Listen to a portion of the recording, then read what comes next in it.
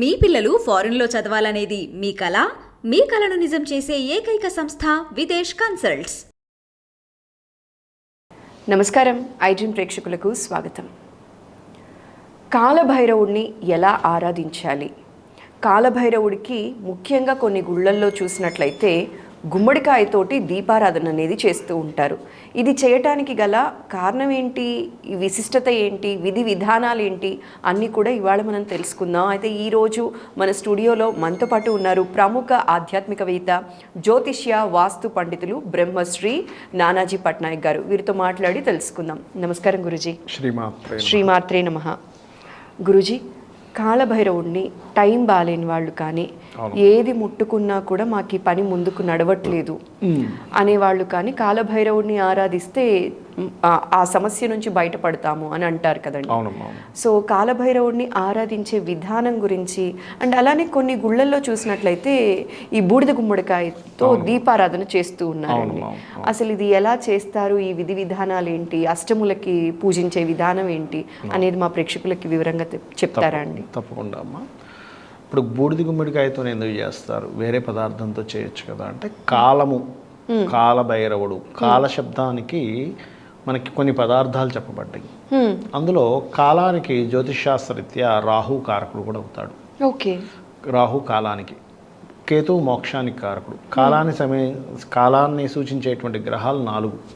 ఒకటి సూర్య భగవానుడు, చంద్రుడు. సూర్యచంద్రుల యొక్క స్థితిగతులను బట్టి మనం తిథి చెప్తుంటాం. ఈరోజు అమావాస్య, 2 కలిసి ఉంటే అమావాస్య అని, 1/7 యాక్సెస్లో ఉంటే పౌర్ణమి అని, అన్ని తిథులు మనం చెప్తూ ఉంటాం. పంచమి, షష్ఠి, సప్తమి ఇలా చెప్తూ ఉంటాం.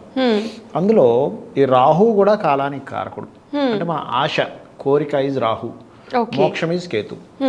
ఈ కాల శబ్దానికి ఎలా అయితే రాహు కారకుడు అవుతాడో, అదేవిధంగా కాల భైరవుడు అంటే మనకి ఏదైనా మీరు ఇందాక అన్నట్టుగా నాకు టైం బాగోలేదు అని అనుకునేటువంటి వారు ఈ కాలభైరవ అష్టకం కనుక చేసుకున్నట్లయితే, కొంతమంది చూడండి మనం ఏం చేసినా సరే ఇబ్బంది వస్తుందండి, అబ్బా ఏది ముట్టుకున్నా ఇబ్బంది అవుతుందండి అనేటువంటి వారు కాలభైరవ అష్టకం చదువుకోవాలి. ఓకే. ప్రతిరోజు 2 పూటలు చదువుకుంటే ఇంకా మంచి ఫలితం వస్తుంది. అయితే ఇక్కడ గుమ్మడికాయకి ఎందుకు చేస్తారంటే, గుమ్మడికాయ ఈజ్ ఈక్వల్ టు రాహు.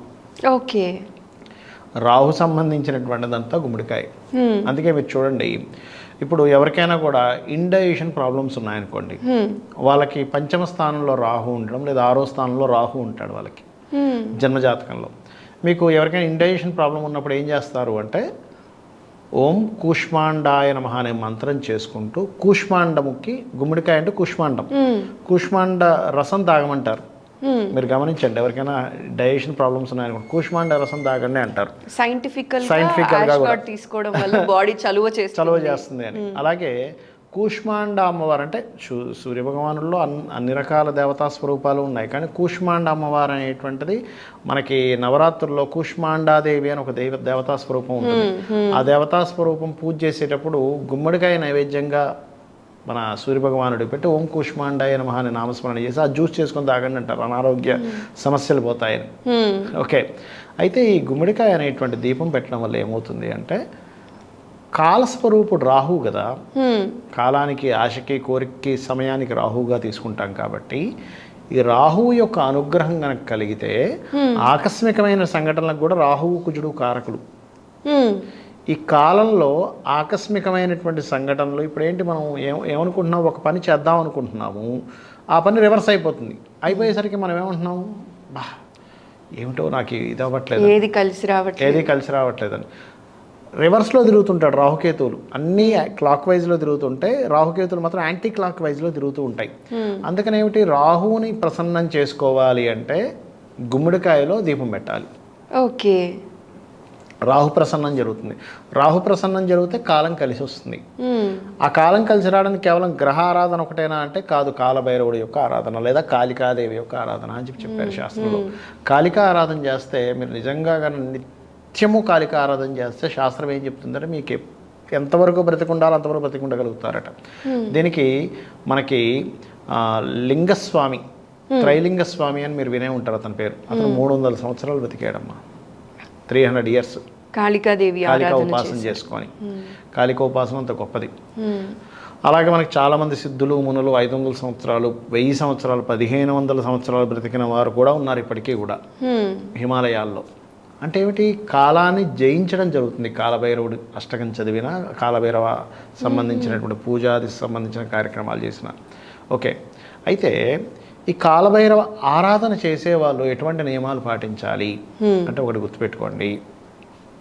ముఖ్యంగా కాలభైరవ ఆరాధనలో మీకు వీధి కుక్కలు కానీ ఉంటాయి చూసారా, వాడికి ఆహారం వేస్తుండాలి ప్రధానంగా.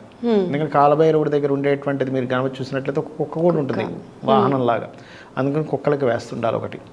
రెండవది ఏమిటంటే పొరపాటును కూడా కాలభైరవ పూజ చేసేటువంటి వారు మీరు ఒక మాట అన్నారంటే, ఈ పూజకని కదా ఏ పూజకైనా సరే మీరు ఒక మాట అన్నారు అంటే ఆ మాట అలాగే నిలబెట్టుకోవాలి. మాట తప్పకూడదు, మాట అస్సలు తప్పకూడదు. కాలభైరవ అనుగ్రహం ఉండదు మాట తప్పితే. నేను కాలభైరవ పూజ చేస్తున్నానంటే కానీ ఇక్కడ మాట తప్పుతున్నా అంటే అది పోతుంది. మాట తప్పకూడదు ముఖ్యంగా కాలభైరవ అనుగ్రహం మీకు కలగాలి అంటే. ఓకే, అలాగే ఈ కాలభైరవ అష్టకం ప్రత్యేకంగా మంగళవారాలు శనివారాలు కనుక చదివితే ఇంకా మంచి ఫలితం ఉంటుంది. నిత్యం చదువుకోవాలి, కానీ ఈరోజు ప్రత్యేకంగా ఏదైనా సరే ప్రత్యేకమైనటువంటి నైవేద్యం చేయడం మంగళ శనివారాలు కనుక చేసినట్లయితే సహజంగా జ్యోతిషాస్త్రరీత్యా కూడా మనకి నవగ్రహాల్లో మంచి ఫలితాలు ఇచ్చేవి, మన కర్మల్ని అనుభవింపజేసే గ్రహాల్లో శనికుజులు ప్రత్యేకంగా ఏంటంటే మనం పూర్వజన్మలో చేసినటువంటిది ఏదైతే కష్టతరమైనటువంటిది ఇంకోరికి ఇచ్చిన కష్టం ఆ రూపంలో మనకు వస్తూ ఉంటుంది. శనికుజ రూపాల్లో, వేరే గ్రహాల రూపంలో కూడా వస్తుంది, కానీ వీటి ద్వారా తొందరగా వస్తూ ఉంటుంది ఫలితం. అందుకని ఈ కాలభైరవ అష్టకం కనుక చదువుకుంటూ ముఖ్యంగా శని మంగళవారాలు కనుక ఎవరైనా సరే ఈ బెల్లముతో చేసినటువంటి పదార్థాన్ని, అందులో మీరు ఇందాక అన్నట్టుగా మనం గుమ్మడికాయ కలిపి బెల్లంతో చేసిన పదార్థాన్ని కనుక నైవేద్యంగా పెట్టి దాన్ని అందరికీ పంచినట్లయితే కూడా దోషం పోతుంది. ఓకే, అంటే బూడిద గుమ్మడికాయ బెల్లం కలిపి ఏదైనా నైవేద్య పదార్థం ఒక స్వీట్ లాగా చేసి స్వామికి పెడితే చాలా మంచిది అది. ఓకే, సో ఇలా స్వామివారిని ఆరాధిస్తే కనుక ఆరాధించుకున్నట్లయితే మనకి టైం బాగాలేనప్పుడు బాగాలేనప్పుడు. అయితే గురూజీ ఇంకొక చిన్న మాట, ఇప్పుడు మనము కూష్మాండ దీపం అంటాం కదా, గుమ్మడికాయలో పెట్టే దీపం ఏదైతే ఉందో ఇది గుళ్ళో మాత్రమే పెట్టాలా, అష్టమికి మనం ఇంట్లో కూడా పెట్టుకోవచ్చా? పెట్టకూడదని కొందరు అయితే గుళ్ళోనే పెడతారు, ఇంట్లో పెట్టకూడదని కాదు, పెట్టకూడదని ఉండదు అక్కడ. ఎందుకంటే మీకు భక్తి ప్రధానం అమ్మా. ఇక్కడ ఏమవుతుందంటే ఇంట్లో పెట్టకూడదేమో, గుళ్ళోనే పెట్టాలేమో, కొన్ని ఉంటాయి. మీకు గుళ్ళో పెట్టే ఛాన్స్ లేదు, అన్ని గుళ్ళో పెట్టే ఛాన్స్ ఉంటుందా చెప్పండి? కొన్నిసార్లు మనకి దగ్గరలో గుడి ఉండదు, పెట్టనివ్వరు. అలాంటప్పుడు చిన్న ముక్క చిన్నగా కట్ చేసుకోండి, మరి ఇంత పెద్దదేం పెట్టాల్సిన పని లేదు. చిన్నగా ఒక గుమ్మడి ముక్కలా తయారు చేసుకొని దీపాన్ని దాని మీద పెట్టి పెట్టండి, తప్పులేదు. ఓకే, అలా కూడా మనం పెట్టుకోవచ్చు. అక్కడ భక్తి ప్రధానం. ఇక్కడ ఏమిటంటే కాలభైరవుడు నేను అర్చిస్తున్నాను, నాకున్నటువంటి కష్టము ఆ కాలభైరవుడు నాకున్న బ్యాడ్ టైం తొలగిస్తాడు, ఆయనే నాకు దిక్కు అనేటువంటి దాంతో ఉండాలి. కానీ నేను దీంట్లో పెట్టాలా దాంట్లో పెట్టాలా, ఇలా చేస్తే ఇదేమో, ఇలాంటివి ఎప్పుడు పెట్టుకోకూడదు, గుర్తుపెట్టుకోండి. ఇంకొక మాట గురూజీ, ఇప్పుడు మీరు ఇలా చేస్తే అలా చేస్తే అన్నప్పుడు ఇది గుర్తొచ్చింది.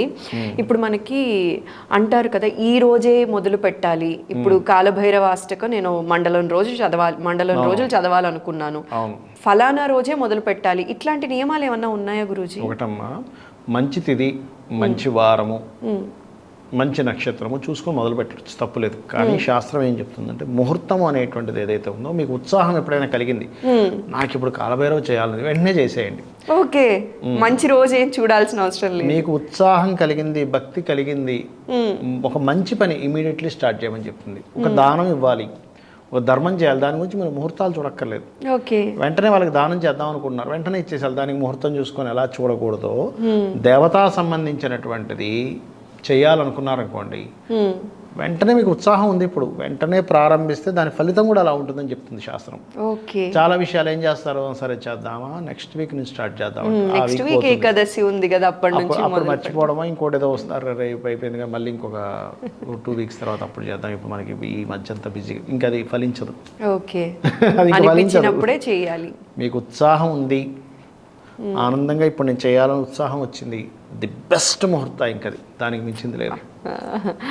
చాలా మంచి విషయాన్ని ఇవాళ మా ప్రేక్షకులకు తెలియజేసినందుకు మరోసారి ప్రత్యేక ధన్యవాదాలండి. నమస్కారం గురూజీ. శ్రీమాత్రే నమః.